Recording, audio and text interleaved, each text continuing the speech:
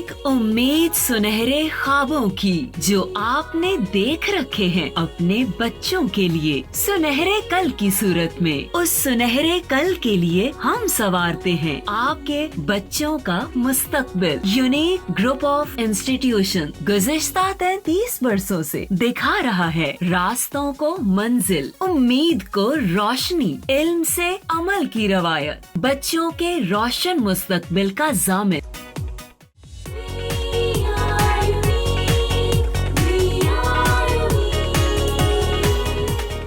Assalamualaikum dear students, I am Professor Naila Shabir, your Pak Study teacher for 9th class. उम्मीद करती हूँ कि आप सब खैर खैरियत से होंगे और अपने घरों में महफूज होंगे। ठीक है, आज जो आपसे बात करूँगी बिफ़ोर स्टार्टिंग माय लेक्चर, वो बात यही कि अपने ईमान को मज़बूत रखें, नमाज़ पढ़ा करें, ठीक है, अपने माँ बाप की फरमाबरदारी करें, टीचर्स का कहना मानें, अपने अंदर एक पॉजिटिव जो वाइब्स होती हैं, पॉजिटिव जो चीज़ें होती हैं, उनको जमा करने की कोशिश करें। ये वो बातें हैं जो मैं टाइम टू टाइम अपने डिफरेंट लेक्चर्स के अंदर आपसे करती रही हूँ। ठीक है,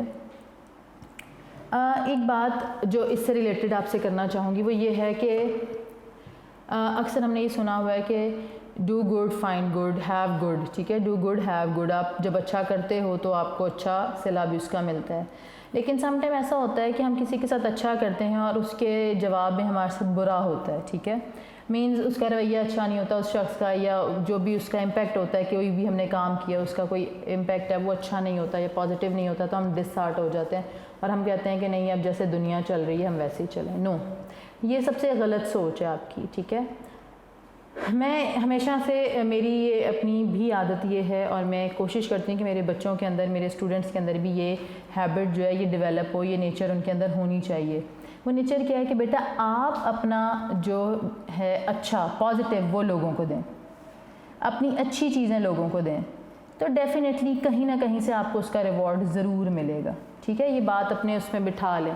ठीक है, और आप अच्छे अमाल कर रहे हैं अपने अल्लाह के लिए।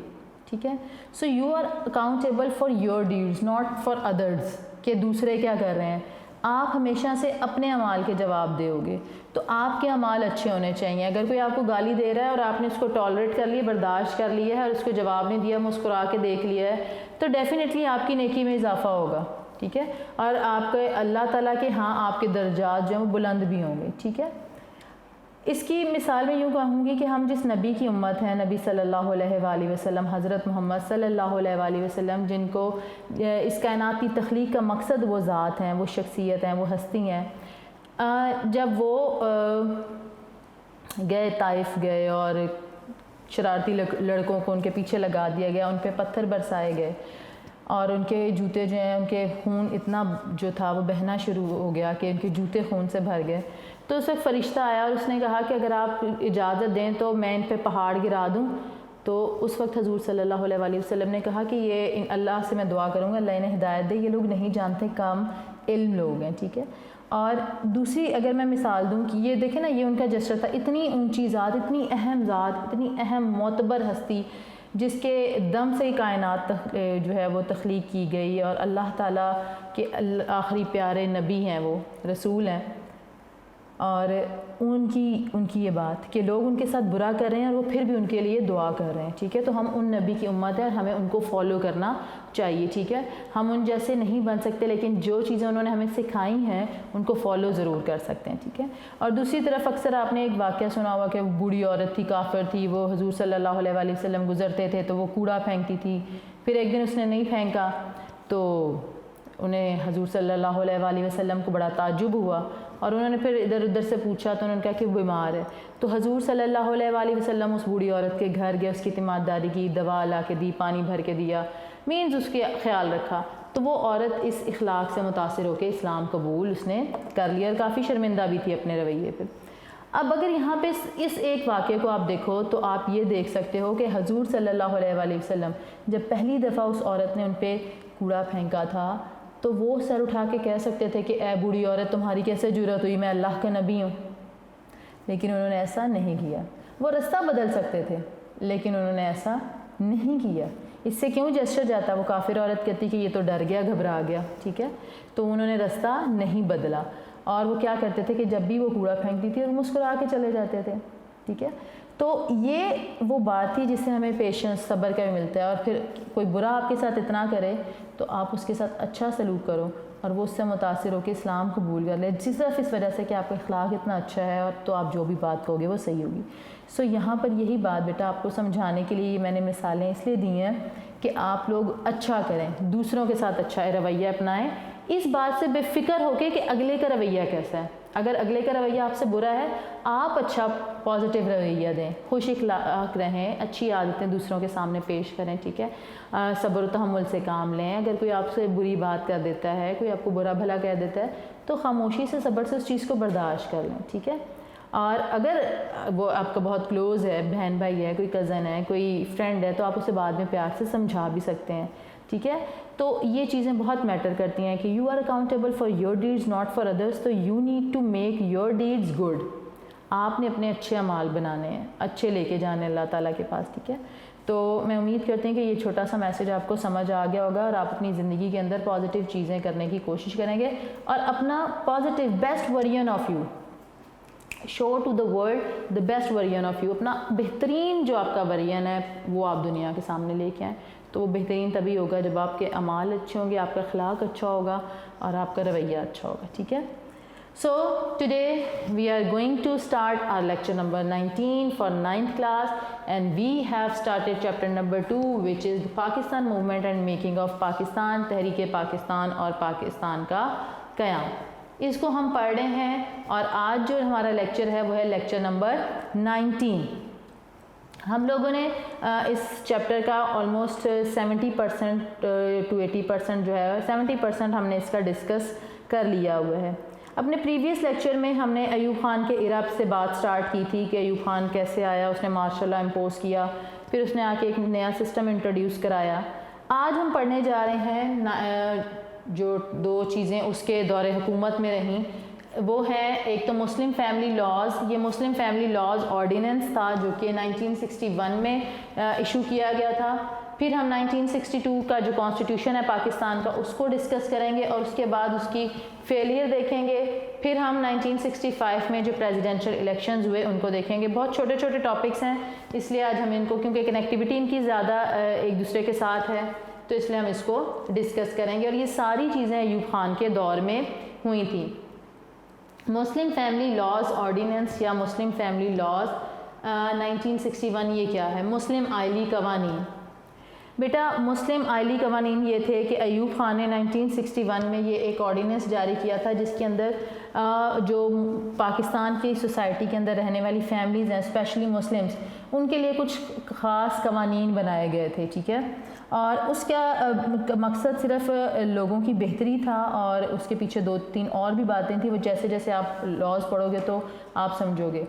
ان لاز کی مخالفت جو تھی وہ جو ریلیجیس اسکالرس تھے انہوں نے کی تھی کہ مذہب ہمارا کچھ اور کہتا ہے, یہ آپ کو لاز نہیں امپلیمنٹ کرنے چاہیے. لیکن یہ لاز جو تھے یہ لوگوں کو بہت زیادہ فائدہ پہنچا رہے تھے اور اس سے لوگوں کے لیے آسانیاں پیدا ہو گئی تھیں, اس لیے لوگوں نے ان کو قبول کر لیا تھا. اچھا, سب سے پہلی بات جو اس کے اندر پہلا پوائنٹ تھا وہ یہ تھا نکاح.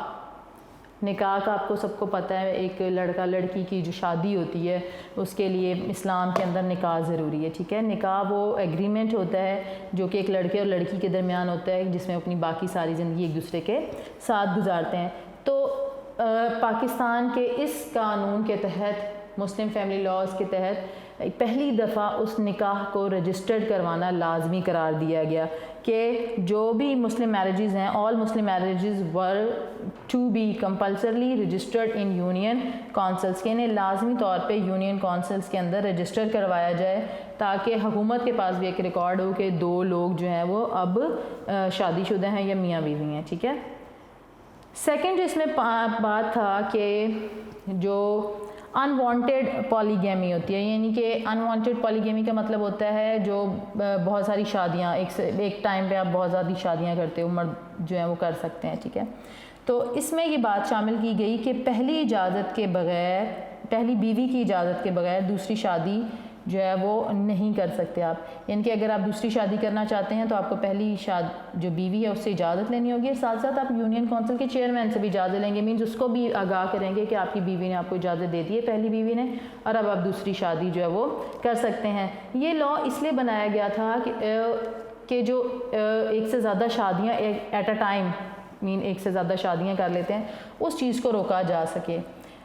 نو ڈاؤٹ اسلام کے اندر ایک مرد جو ہے وہ 4 شادیاں کر سکتا ہے، لیکن اس کے اوپر کنڈیشن یہ ہے کہ وہ چاروں میں انصاف کرے۔ لیکن ہماری سوسائٹی کے اندر جو دیکھنے میں آ رہا تھا وہ یہ تھا کہ پہلی بیوی موجود ہے، اس کے جو حقوق ہیں ان کو پورا نہیں کیا جا رہا، ساتھ ہی دوسری شادی کر لی ہے کسی بھی ریزن کی وجہ سے۔ اس چیز کو روکنے کے لیے حکومت نے قانون بنایا کہ آپ پہلی بیوی کی اجازت کے بغیر دوسری شادی نہیں کر سکتے۔ اگر آپ نے دوسری شادی کرنی ہے تو پہلی بیوی کی اجازت چاہیے اور چیئرمین کونسل کی بھی اجازت چاہیے، ٹھیک ہے۔ Consent of current wife and permission by chairman union council was made mandatory for the second marriage, ٹھیک ہے۔ اس کے بعد ایج کی بات آئی کہ شادی کے لیے عمر کتنی ہونی چاہیے۔ The minimum age limit for marriage was fixed 18 years for boys and 16 years for girl. 16 سال کی لڑکی کی ایج مقرر کی گئی کہ ایک لڑکی جو 16 سال کی ہوگی اس کی شادی کی جا سکتی ہے، اور 18 سال کا جو لڑکا ہے اس کی شادی کی جا سکتی ہے۔ اس سے کم عمر جو لڑکا ہے یہ لڑکی اس کی شادی نہیں کی جا سکتی، ٹھیک ہے، اس کو سختی سے منع کیا گیا۔ نیکسٹ جو پوائنٹ تھا وہ تھا کہ طلاق کی صورت میں عدت کا جو عرصہ تھا وہ 90 دن رکھا گیا۔ In case of divorce period of 90 days was fixed as iddat period. آپ نے اسلامیت کے اندر آپ نے پڑھا ہوگا کہ اگر ایک شخص جو ہے وہ اپنی بیوی کو طلاق دے دیتا ہے تو اس بیوی پہ لاگو ہے کہ وہ کچھ عرصے کے لیے اپنے آپ کو محدود کر لیتی ہے، وہ کسی نامحرم سے نہیں ملتی ہے، اور اس جو ٹائم کو کہا گیا وہ عدت کہا گیا، اور اس کا جو دن تھے وہ 90 دن مقرر کیے گئے، اپروکسیمیٹلی یہ تقریباً 3 ماہ کا عرصہ جو ہے وہ بنتا ہے، ٹھیک ہے۔ تو ایک پوائنٹ یہ بھی شامل کیا گیا۔ پھر جو ایک نیکسٹ پوائنٹ تھا وہ یہ تھا کہ آرفن گرینڈ چلڈرن دے میں receive share from the property of their grandparents, ٹھیک ہے، جو دادا دادی ہیں، ٹھیک ہے، ان کی وراثت سے جو پوتا ہے، یتیم پوتا، اس کا حق بھی تسلیم کیا یا مینس کے دادا کی جائیداد سے یتیم جو پوتا ہے یا پوتیاں ہیں ان کو حصہ جو ہے جائیداد میں سے وہ ملے گا، ٹھیک ہے۔ مسلم آئلی قوانین جو ہیں یہ اس کے اندر ایک اور چیز بھی شامل کی گئی تھی، وہ پوائنٹ آپ کی بک میں نہیں لکھا ہوا لیکن میں ویسے آپ کو بتا دیتی ہوں کہ آبادی کو کنٹرول کرنے کے لیے بھی فیملی پلاننگ کی بات کی گئی کہ آبادی جو ہے بہت زیادہ بڑھ رہی ہے تو اس کو بھی کنٹرول کرنا ہے۔ اپنے طرز کی مسلم یہ جو فیملی لاز آرڈیننس ہے یا مسلم فیملی لاز ہیں یہ پہلی قانون سازی تھی، اور اس کا مطالبہ کافی عرصے سے خواتین اور جو انسانی ہیومن رائٹس کی جو آرگنائزیشن ہوتی ہیں، NGOs وغیرہ ہوتی ہیں، they were demanding for these kind of rights. تو اس طرح سے مسلم آئلی قوانین کے نفاذ سے لوگوں کا بہت زیادہ پرانا جو مطالبہ تھا وہ پورا کیا گیا، اور صحیح معنوں میں ایک اسلامی معاشرے کے لیے ضروری قوانین کا نفاذ جو ہے وہ عمل میں لایا گیا۔ یہ سارے وہ پوائنٹس تھے جو کہ بہت زیادہ امپورٹنٹ تھے اور فیملی کو سیکیور کرنے کے لیے، مینس فیملیز کے جو رائٹس ہوتے ہیں اس کو سیکیور کرنے کے لیے بنائے گئے تھے، ٹھیک ہے۔ ایک بیوی کو بھی یہ سیکیورٹی مل گئی تھی کہ اس کا ہسبینڈ جو ہے وہ دوسری شادی نہیں کر سکتا، ایک یتیم پوتے کو بھی یہ سیکیورٹی مل گئی تھی کہ اس کے وہ اپنے دادا کی جائیداد سے حصہ مل سکتا ہے۔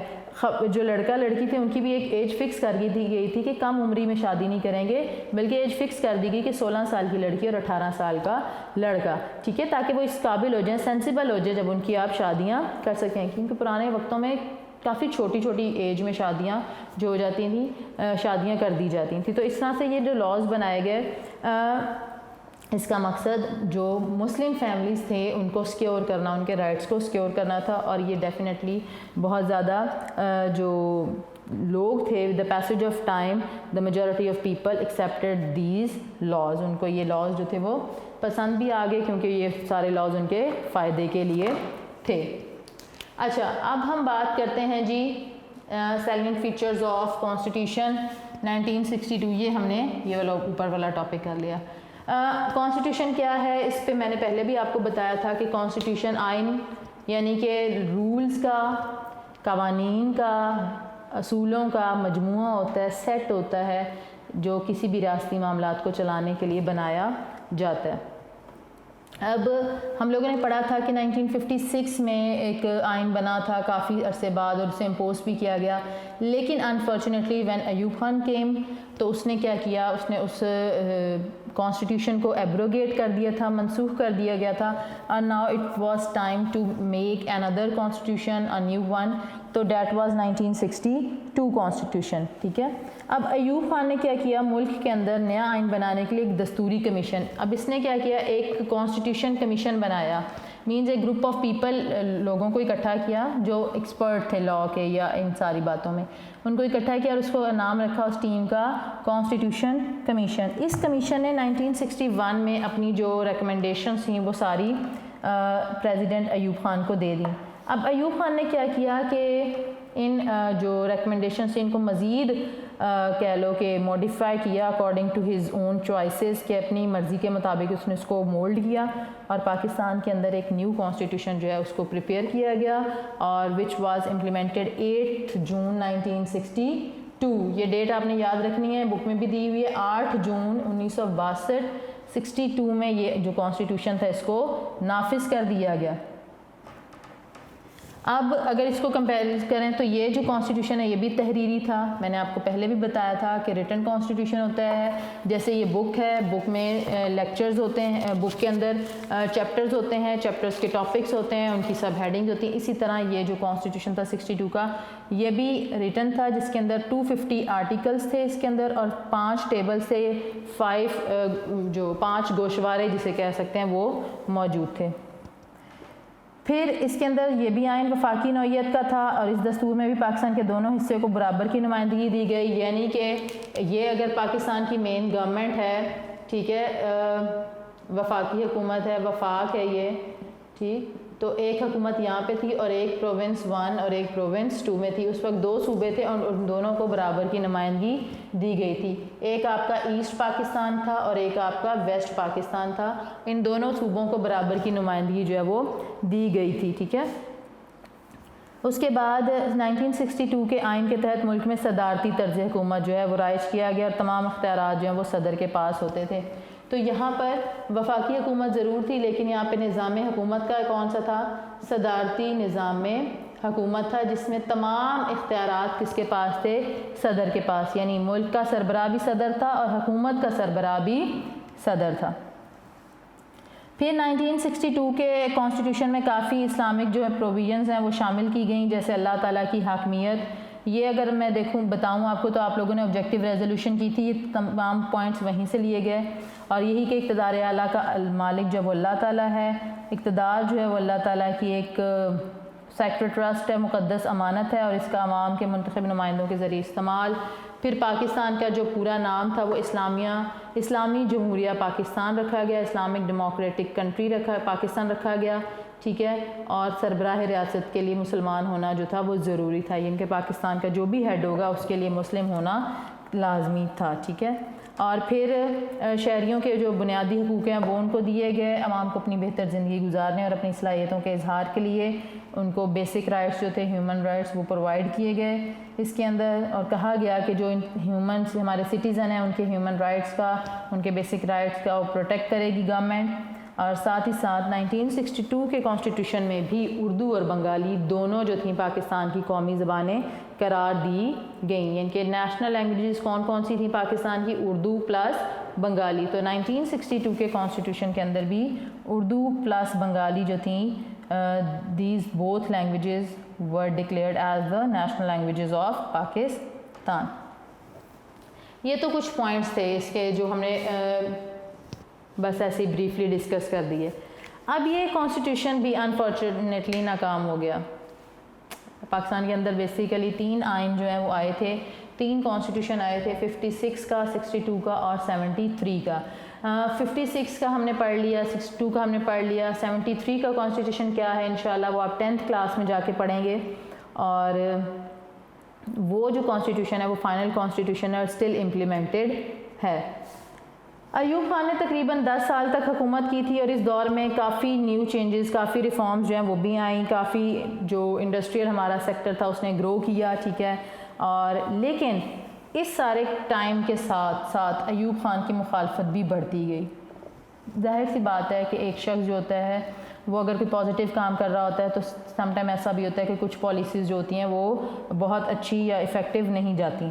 ٹھیک ہے. ایوب خان کی اس جو ڈکٹیٹرشپ تھی, آمرانہ حکومت تھی جس میں سارے اختیارات اس کے پاس تھے, وہ ہر چیز کا مالک تھا, جو اس کی مرضی میں آتا وہ کرتا, تو عوام نے موومنٹ چلائی ہے کافی زبردست قسم کی, اور حالات جو ہیں وہ آہستہ آہستہ ایوب خان کے کنٹرول سے باہر ہونا شروع ہو گئے. آئین کی روح سے, کیونکہ کانسٹیٹیوشن اس نے اپنی مرضی کا مولڈ کیا تھا, اس میں صدر کے پاس سارے جو اختیارات تھے وہ تھے, اور ان حالات کو دیکھتے ہوئے ملک میں پھر مارشل لاء لگا دیا گیا. اور یہ مارشل لاء لگا تھا 25 مارچ 1969 کو. جنرل آغا محمد یحییٰ خان نے حکومت سنبھال لی اور 62 کا جو کانسٹیٹیوشن ہے اسے ختم کر دیا. اس سارے عرصے میں مارشل لاء تو لگا دیا گیا, لیکن اس سارے عرصے کے اندر جو چیزیں ہوئیں کہ حالات کنٹرول سے باہر ہوئے, اور پھر پاکستان کی اور انڈیا کی ایک جنگ بھی ہوئی, انتخابات بھی ہوئے, تو یہ سارے حالات ایسے تھے جو کہ پاکستان کی ہسٹری کو ایک اور طرف لے کے جا رہے تھے. اور انشاءاللہ اس چیپٹر کے اینڈ پہ وہ ہم پوائنٹ پڑھیں گے کہ جہاں پہ پاکستان کی ہسٹری جو تھی بالکل چینج ہو گئی تھی. ٹھیک ہے, اور اس کو ہم دیکھیں گے. اگلا ہمارا جو ٹاپک ہے وہ ہے جی آئین تو ہمارا ہو گیا ناکام, صدارتی انتخابات دیکھیں گے. 1962 کے آئین کے تحت جنوری 1965 میں صدارتی انتخاب ہوا تھا, جس کے اندر 4 امیدوار تھے. ان کے 4 لوگ جو تھے وہ پریزیڈنشل الیکشنز کے لیے کھڑے ہوئے تھے. اس میں ایک تو ایوب خان تھا, دوسری محترمہ فاطمہ جناح تھیں, اور باقی 2 کینڈیڈیٹس بہت زیادہ اسٹرانگ نہیں تھے. فاطمہ جناح بہت زیادہ اسٹرانگ تھی کیونکہ جتنی بھی ایوب خان کے مخالف پارٹیز تھیں, سیاسی جماعتیں تھیں, انہوں نے یہاں پر محترمہ فاطمہ جناح کو سپورٹ کرنے کا فیصلہ کیا. جو مادر ملت محترمہ فاطمہ جناح ہیں, قائد اعظم محمد علی جناح کی جو بہن ہے, وہ ایوب خان کے اس آمرانہ نظام حکومت جو اس کا ڈکٹیٹرشپ تھی اس کے کافی خلاف تھیں. وہ چاہتی تھیں کہ حکومت کے اندر جو حکومت ہو وہ ڈیموکریٹک ہو, جمہوری حکومت ہو, جس کے اندر عوام کی رائے کا, عوام کے حقوق کا بھی خیال رکھا جائے, صرف اپنی منمانی جو ہے وہ نہیں کی جائے. آپ کو کسی عہدے یا اقتدار کا لالچ نہیں تھا, لیکن ملک کو آمریت سے بچانے کے لیے اور پارلیمانی جمہوری اداروں کو بحال کرنے کی غرض سے آپ نے بڑھاپے اور صحت کی کمزوری کے باوجود اس میں حصہ لیا. اب فاطمہ جناح کے دل میں, چونکہ وہ قائد اعظم کی بہن تھی, انہوں نے شانہ بشانہ حصہ بھی لیا تھا تحریک پاکستان میں, اور پاکستان بننے کے بعد بھی وہ سرگرم رہی تھیں. ٹھیک ہے, لیکن اب وہ جو ان کے اندر جو لالچ ہوتا ہے اقتدار کا, وہ چیز تو موجود نہیں تھی. وہ صرف اپنے ملک کو بچانے کے لیے, اپنے ملک کو بہتری کی طرف لانے کے لیے انہوں نے ایک انیشیٹو لیا کہ ٹھیک ہے میں صدر منتخب ہو جاتی ہوں, میں صدارتی انتخابات میں حصہ لیتی ہوں. قائد اعظم رحمۃ اللہ علیہ کے بعد مادر ملت ہی ایسی شخصیت تھی جن کو ہر ملک میں ہر دل عزیزی اور مقبولیت حاصل تھی, چونکہ ایک تو لوگوں کو ان سے بہت زیادہ عقیدت تھی, کیونکہ وہ قائد اعظم ان کے لیڈر, فاؤنڈر آف پاکستان کی بہن تھیں, تو بہت معتبر تھیں. اور جب آپ نکلی میدان میں تو ڈھاکہ سے کراچی تک آپ کا استقبال کیا گیا. عوام نے 1958 میں جس جوش و خروش سے مارشل لاء کا خیر مقدم کیا تھا, ان کی امیدوں سے وابستہ تھیں, وہ دم توڑ چکی تھیں. جب ایوب خان 1958 میں آیا تھا اس وقت بھی حالات خراب تھے, اور ایوب خان ان کے لیے ایک نئی امید لے کے آیا کہ مارشل لاء لگایا اور سیاستدان جو نااہل تھے ان سے جان چھوٹی اور کچھ بہتری آئی. لیکن اب جو امیدیں, جو ایکسپیکٹیشنز حکومت لوگوں نے, عوام نے ایوب خان سے قائم کر لی تھیں, وہ ایکسپیکٹیشنز پوری نہ ہو سکیں اور وہ تھوڑے سے ڈس ہارٹ ہو گئے تھے. تو فاطمہ جناح کی صورت میں انہیں ایک نئی امید کی کرن نظر آئی, اور ان کے جوش و خروش کا, یہ جوش و جذبے کا یہ علم تھا کہ مادر ملت کے پنڈال, یعنی کہ جو جلسہ گاہ جہاں پہ وہ پہنچتی تھیں, وہاں پہ لوگوں کی پہلے ہی کافی بڑی تعداد جو تھی وہ موجود ہوتی تھی ان کو ویلکم کرنے کے لیے. اچھا, 1965 میں بی ڈی ممبرز, وہ جو بیسک ڈیموکریسی سسٹم ہم نے لاسٹ لیکچر میں پڑھا تھا, کیونکہ اس کے تھرو ہی یہ الیکشن ہونے تھے, تو 1965 میں ان کی تعداد جو ہے وہ بڑھا کر 1,20,000 کر دی گئی. اور ایوب خان نے حکومت چلانے کے لیے 1960 میں 80,000 لوگوں جو نمائندے تھے ان سے جیت کے وہ آگے آیا تھا. ٹھیک ہے, اور اس نے ان میں توسیع بھی مین جو بڑھایا, ان کی تعداد کو بڑھایا, وہ بھی صرف اپنے صدارتی عہدے کو برقرار رکھنے کے لیے بڑھایا, اور مزید اس سسٹم کو پرولونگ کیا صرف اپنے صدارتی عہدے کو برقرار رکھنے کے لیے. ان اراکین کی مدت جو تھی وہ 1965 میں ختم ہو رہی تھی، لہٰذا نومبر 1964 میں دوبارہ انتخابات کرایا گیا، مینز دوبارہ سے بی ڈی ممبرز چنے گئے، اور 1962 کے آئین کے مطابق ان اراکین نے کیا کرنا تھا، صدر کو بھی چننا تھا، صوبائی اور مرکزی اسمبلیوں کے انتخاب بھی بنانا تھا۔ بنیادی طور پہ اس 80,000 جو لوگ تھے ان کو انتخابی ادارے کا نام دیا گیا، یعنی الیکٹورل کالج کا نام دیا گیا، اور اس الیکٹورل کالج کا کام یہ تھا کہ اس نے قومی اسمبلی کے ممبرز چننے تھے، صوبائی اسمبلی کے ممبرز چننے تھے، اور صدر کو چننا تھا۔ اور اگر صدر ایوب خان ہے جس نے ان کو بنایا ہے، اس سسٹم کو انٹروڈیوس کرایا ہے اور اس سسٹم کو بار بار وہ کہہ سکتے ہیں کہ پرولونگ کر رہا ہے، اسے لے کے چل رہا ہے آگے بھی، تو ڈیفینیٹلی وہاں کے جو نمائندے تھے انہوں نے ایوب خان کو ہی ووٹ دینا تھا۔ تو بنیادی جمہوریت کے اراکین نے ایوب خان کو اکثریت سے ووٹ دے دیا اور اسے صدر منتخب کر لیا، اور محترمہ فاطمہ جناح کو شکست ہوئی، اور جو دیگر سیاسی جماعتیں تھیں ڈیفینیٹلی انہوں نے کہا کہ اس میں دھاندلی ہوئی ہے، یہ ریگنگ آف دا پولز ہے اور ایسا نہیں ہونا چاہیے تھا، لیکن جو سچویشن تھی وہ سامنے آ چکی تھی کہ ایک بنیادی جو جمہوریتوں کا نظام تھا، انتخابی ادارہ تھا، ایوب خان نے بنایا ہے۔ 1964 میں وہ دوبارہ سے اس کو رینیو کر رہے ہیں سسٹم کو، ٹھیک ہے، اس میں دوبارہ سے نئے ممبرز آ رہے ہیں، تو جن نئے ممبرز کو ایوب خان چوز کر رہا ہے، یہ کروا رہا ہے، وہ ایوب خان کی سربراہی میں آ رہے ہیں، ڈیفینیٹلی ان کا ووٹ جو بینک تھا وہ یا ووٹ جو تھا وہ ایوب خان کی طرف ہی تھا، اور فاطمہ جناح جو ہیں وہ ہار گئیں، ان کو ان انتخابات میں شکست ہوئی۔ اب اس کے سیاست پہ کیا اثرات ہوئے؟ ڈیفینیٹلی یہ چیز جو تھی ایوب خان کے بظاہر تو ایوب خان جیت گیا تھا، لیکن یہ چیز انٹرنلی ایوب خان کو بہت زیادہ افیکٹ کر گئی۔ وہ نظام جو اس کا اپنا بنایا کرتا تھا وہی نظام اس کے گلے کا توق بن گیا، مینز وہی اس کے گلے کی ہڈی بن گیا، کہ اسی نظام پہ بہت زیادہ کرٹیسزم جو ہے وہ آنے لگا، ٹھیک ہے۔ بنیادی جمہوریتوں کا نظام ایوب خان کے زوال کا ایک اہم سبب بنا۔ پاکستان کی حزب مخالف کہتے ہیں، اپوزیشن جو سیاسی جماعتیں تھیں، انہوں نے ان انتخابات میں ایوب خان پہ دھاندلی کا الزام لگایا، اور ملک میں جمہوریت کی بحالی کے لیے ایک عوامی رابطہ مہم کہ لوگوں کے ساتھ کوارڈینیشن کرنا شروع کی، کانٹیکٹ کرنا شروع کیے، اور ایک جو مہم تھی وہ اس کا آغاز ہو گیا۔ دوسری طرف جو مشرقی پاکستان تھا اس کے اندر شدید احساس محرومی تھا، احساس عدم تحفظ تھا، کیونکہ مشرقی پاکستان کے لوگوں کو لگتا تھا کہ وہاں پر اتنی زیادہ توجہ نہیں دی جا رہی ہے، وہاں کی ڈیولپمنٹ پہ، وہاں کے لوگوں پہ، وہاں کی جو ترقی ہے اس پہ، اور وہاں کے جو لیڈرز تھے انہوں نے آئین کے اندر اپنے مطالبات پیش کرنا شروع کر دیے کہ نیا آئین بنائیں جس میں مشرقی پاکستان کے اختیارات جو ہیں وہ واضح کیے جائیں۔ تو اس طرح سے ایک علاقائی بنیادوں پہ بھی اور سیاسی جماعتوں، ان سب کے سامنے جو تھا وہ ایک ہی پوائنٹ تھا، وہ یہ تھا کہ ایوب خان کو ہٹانا عہدے سے، اور جنرل ایوب خان کے خلاف عوام نے بھی بغاوت شروع کر دی، جس کی وجہ سے اس کی حکومت جو تھی وہ بالکل ختم ہونے کے مراحل تک آ گئی تھی۔ اور پھر میں نے آپ کو بتایا تھا ابھی پہلے بھی ہم نے کہ جنرل محمد یحییٰ خان نے ملک کے اندر 1969 میں ایوب خان کی حکومت ختم کر کے مارشل لاء جو ہے وہ لگا دیا تھا۔ الیکشن میں وہ بظاہر جیت گیا تھا، لیکن وہی الیکشن جس طرح سے وہ جیتا تھا، وہی انتخابی ادارہ، وہی بنیادی جمہوریتوں کا نظام، اس کا خود کا بنایا ہوا نظام اس کے گلے کی ہڈی بن گیا، اور نہ صرف سیاسی جماعتوں نے اس کے خلاف آواز اٹھائی، مشرقی پاکستان کی عوام جو تھی، وہاں کے لیڈرز جو تھے، انہوں نے بھی اپنی احساس محرومی کو ظاہر کیا، اس کا اظہار کیا، اور حالات جو تھے وہ بتدریج ایک بہت ہی ہولناک قسم کے حادثے کی طرف جو ہے وہ جانا شروع ہو گئے تھے۔ انشاءاللہ اپنے کمنگ لیکچرز میں ان حادثات کے بارے میں دیکھیں گے کہ وہ حادثہ کیا تھا، ٹھیک ہے۔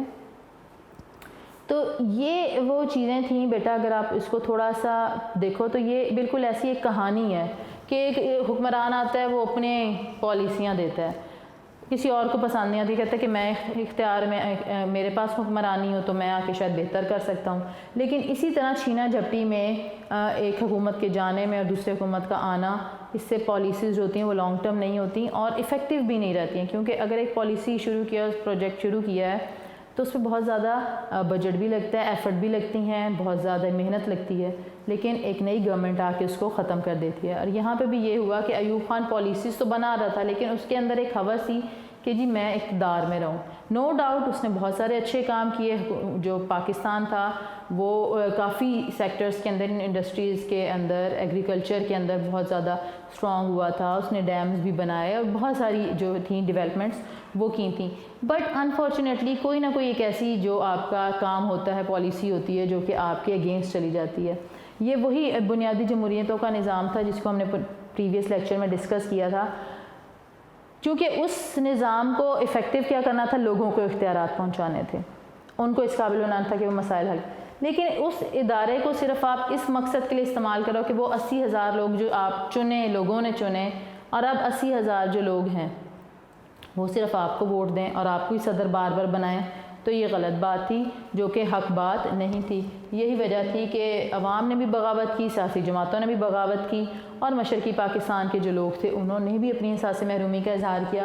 تو یہ تمام جو اثرات تھے یہ انہی الیکشنز کے اثرات تھے جو کہ سیاسی جو ہلچل تھی اس میں ہوئے اور سیاسی میدان میں ہوئے, جس کا نتیجہ جو ہے وہ ہمیں آنے والے چند سالوں میں بھگتنا پڑا. ٹھیک ہے, تو انشاءاللہ اپنے نیکسٹ لیکچر میں اس کو ہم ڈسکس کریں گے. ٹھیک ہے, تو یہاں تک جو ہم نے پڑھے کہ مسلم فیملی لاز, آرڈیننس دیکھے, کانسٹیٹیوشن دیکھا, اس کے ناکامی دیکھی, انتخابات دیکھے, اور اس کے بعد ہم نے ان انتخابات کے اثرات دیکھے.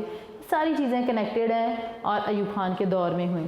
اب میں امید کرتی ہوں کہ آپ کو سمجھ تو آ گیا ہوگا. اگر آپ اپنی بک کھولیں تو ہمارا نیکسٹ ٹاپک ہے پاکستان بھارت جنگ, جو انشاءاللہ ہم اپنے نیکسٹ لیکچر میں اس کو کریں گے کیونکہ ڈیٹیل ہے اور میں چاہتی ہوں کہ آپ اس جنگ کو سمجھیں اور اس کے اثرات بھی آپ کو پتہ چلیں گے. ٹھیک ہے, ہمارے چیپٹر کا کافی پورشن جو ہے وہ ہم ڈسکس کر چکے ہیں.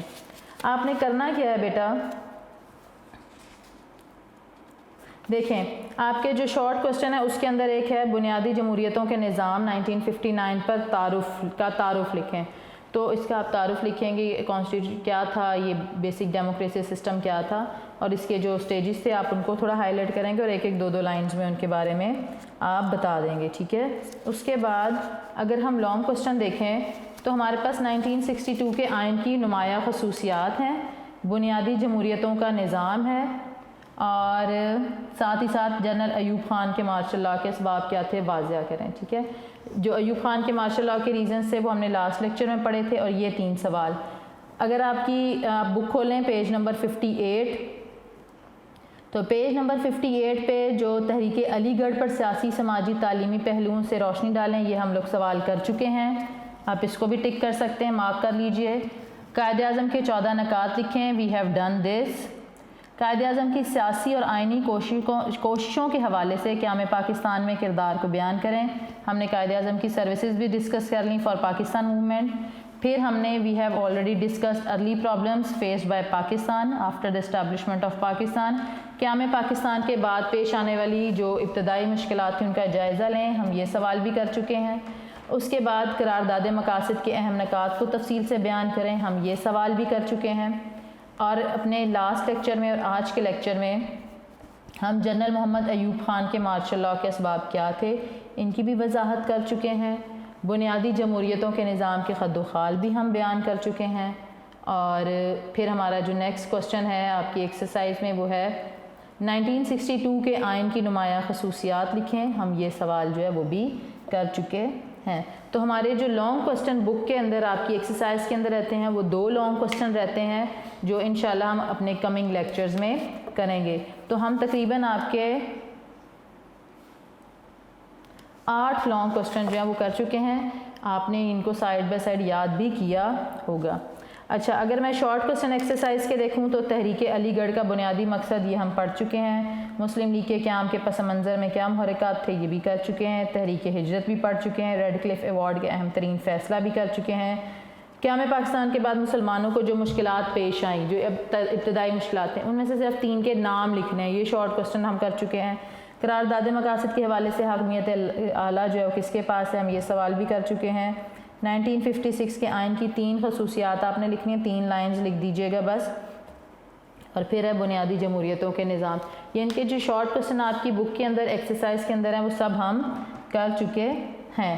ٹھیک ہے, اسی طرح آپ نے اپنے طور پر جو شارٹ کوسچنز یا جو ایم سی کیوز ہیں آپ کی اور فل ان دی بلینکس اور میچنگ کالم ہے, ان کو آپ نے اپنے طور پر ضرور دیکھنا ہے, پڑھنا ہے, کیونکہ میں نے ابھی آپ کو بتایا کہ 80% جو ہے ہم اپنا جو بک ہے چیپٹر نمبر 2 وہ کر چکے ہیں.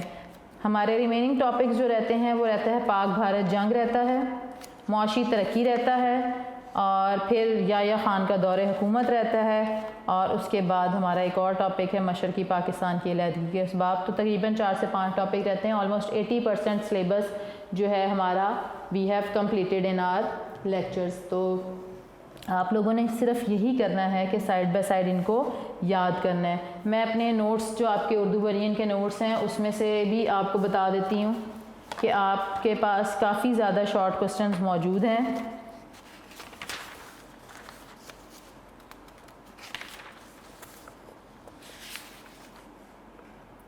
جی, تو 8 کوسچن تو آپ کے ایکسرسائز والے ہی ہیں. 9 سے سٹارٹ ہوتے ہیں یہ سارے شارٹ کوسچن, اور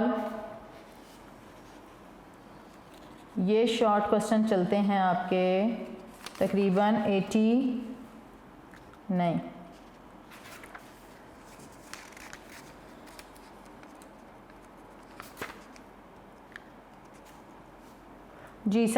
تک. Means short question number 9 to 72 جو ہیں وہ ہم اگر دیکھیں تو یہ سارے وہ شارٹ کوسچن ہیں جو سارے وہی ٹاپکس ہیں جو ہم نے پڑھے ہیں, اسی میں سے بنائے گئے ہیں. سوال کو گھما پھرا کے آپ کہیں سے بھی لکھ سکتے ہیں, ٹھیک ہے, اور بنا سکتے ہیں. جیسے اب ہم نے عالی قوانین ڈسکس کیے ہیں تو اسی کا شارٹ بنا دیا انہوں نے. اور جیسے ہم نے پریویس لیکچر میں جو ریاستوں کا الحاق تھا اس سے متعلقہ سوال کیا تھا, تو ان پہ کوئی نہ کوئی شارٹ کوسچن جو ہے وہ آ سکتا ہے. تو آپ نے کرنا کیا ہے کہ جتنا بھی آپ کے پاس ویک میں کافی ٹائم ہوتا ہے تو کوشش کیا کریں ایٹ لیسٹ 5 شارٹ جو ہیں وہ ڈیلی بیسس پہ یاد کر لیں, تو it will be easy for you to learn all these short questions. ٹھیک ہے, آسانی ہو جائے گی آپ کے لیے, آپ کے پاس ایک زیادہ جو بیک اپ ہوتا ہے لرننگ کا وہ موجود ہوگا. ٹھیک ہے, اور اگر آپ لیکچر کے ساتھ ساتھ کر لیتے ہیں کہ اس لیکچر سے ریلیٹڈ جتنے بھی شارٹ کوسچن آپ کے نوٹس میں ہیں آپ اس کو یاد کر لیتے ہیں تو یہ بھی آپ کے لیے فائدہ مند ہوگا. ٹھیک ہے, اور اپنے نوٹس اگر کسی نے پاک اسٹڈی کے نوٹس اردو ورژن ابھی نہیں خریدے تو وہ خرید لیں, اور اپنے پاس بک بھی لے لیں, اور کوشش کریں کہ لرننگ جو ہے وہ آپ کی ساتھ ساتھ ہو. یہاں پہ ہمارا لیکچر نمبر 19 ختم ہوتا ہے. اس کے اندر ہم نے کچھ ٹاپکس ڈسکس کیے اور ساتھ ہی ساتھ میں نے آپ کو شارٹ کوسچن اور MCQs بتائے, لانگ کوسچنز بتائے جو ہم آلریڈی اس چیپٹر کے ڈسکس کر چکے ہیں اور جو کہ آپ پہ فرض ہے کہ آپ اس کو یاد کریں. ٹھیک ہے, اور آخر میں ایک بات یہی کہ دعا کریں کہ جلد سے جلد آپ کے اسکول کھل جائیں ایک بات, اور کیونکہ ٹیچرز جو ہیں وہ ڈیفینیٹلی بہت زیادہ مس کرتے ہیں اور بچے بھی بہت زیادہ مس کرتے ہیں کہ ہماری ایک روٹین جو ہے وہ ہونی چاہیے. ٹھیک ہے, اور جو صبح اٹھنا, جلدی اٹھنا, اسکول کی جو ہمیں جلدی ہوتی ہے, وینز آ رہی ہیں, آٹو والے آ رہے ہیں, اور ہم بڑی جلدی میں جلدی ناشتے کی 2 بائٹس لیں اور اسکول کے طرف بھاگے کہ کہیں ہم لیٹ نہ ہو جائیں. پھر اسکول پہنچنا, اسمبلی گراؤنڈ میں اسمبل ہونا, جمع ہونا اور اسمبلی اٹینڈ کرنا. ٹھیک ہے, وہاں پہ پرنسپل کی اسپیچ سننا, کوئی گولڈن ورڈز ان کے سننا, یہ ساری چیزیں بڑی اچھی لگتی ہیں. اس ٹائم پہ جب ہماری یہ روٹین ہوتی ہے تو سم ٹائم ہمیں یہ چیزیں بڑی مشکل لگتی ہیں, بورنگ لگتی ہیں, ڈل لگتی ہیں. لیکن اب جیسے یہ سچویشن ہے, یہ کبھی سمر ویکیشنز آتی ہیں تو یہ چیزیں ہم ان کو مس کرتے ہیں. یہ ہماری روٹین ہے, پارٹ آف لائف ہے.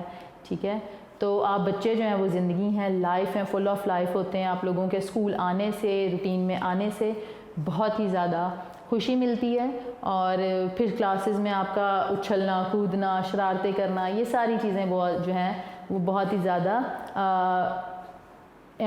یاد کی جاتی ہیں. ٹھیک ہے, اور ہم جب بھی ملتے ہیں ایک دوسرے سے تو ہماری کوشش ہوتی ہے کہ ہم بس یہی دعا کریں کہ بس جلد سے جلد جو ہے آپ کے اسکول جو ہیں وہ کھل جائیں اور آپ اپنی روٹین میں آئیں. اور 9th کلاس آپ لوگوں کے لیے تو بہت ضروری ہے کیونکہ آپ بورڈ کی کلاس ہیں, اور آپ کے لیے اسکولس کا کھلنا بہت ضروری ہے کیونکہ بورڈ کی تیاری ذرا ڈفرینٹ ہوتی ہے, تھوڑی سی ڈفرینٹ ہوتی ہے. ہم نے تھورلی اسٹڈی کرنا ہوتا ہے, ہم نے کوئی چیز نہیں کرنی ہوتی. ہم نے بورڈ کے اندر ایک ایسا ایگزام پاس کرنا ہوتا ہے, کوئی بھی کوسچن آ جائے ہمیں سب آتا ہو.